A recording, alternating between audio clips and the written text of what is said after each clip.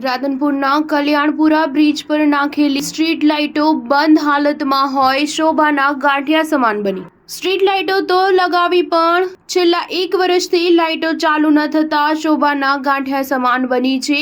આ લાઇટો ચાલુ કરવામાં નેશનલ હાઈવે ઓથોરિટીને કયો ગ્રહ નડે છે તેની ખબર પડતી નથી। સાંતલપુર, વારાહી, સિધાડા, કલ્યાણપુરા, રાધનપુર આ તમામ જગ્યાએ બ્રિજ ઉપર થાંભલા ઊભા કર્યા છે, પણ આજ દિન સુધી સ્ટ્રીટ લાઇટ ચાલુ ન થતા આ સ્ટ્રીટ લાઇટ શોભાના ગાંઠિયા સમાન બની ગઈ છે। પાટણ જિલ્લાના રાધનપુર નજીક આવેલી કલ્યાણપુરા બ્રિજ સહિત સાંતલપુરના મુખ્ય મથક વારાહી ખાતે નેશનલ હાઈવે ઓથોરિટી દ્વારા હાઈવે બ્રિજની બંને બાજુ સ્ટ્રીટ લાઇટના વીજ પોલ ઊભા કરી લાઇટો ફિટ કરી છે, પણ ચાલુ કરાતી નથી। ત્યારે બ્રિજ પર નાખેલી સ્ટ્રીટ લાઇટો બંધ હાલતમાં હોય હાલ શોભાના ગાંઠિયા સમાન છે। વારાહી ખાતે નેશનલ હાઈવે ઓથોરિટી દ્વારા 12 વર્ષ પહેલા હાઈવે બનાવ્યો હતો, તે સમયે બ્રિજ બનાવ્યો હતો, પણ આજ દિન સુધી આ બ્રિજ ઉપર સ્ટ્રીટ લાઇટ નાખેલ નથી।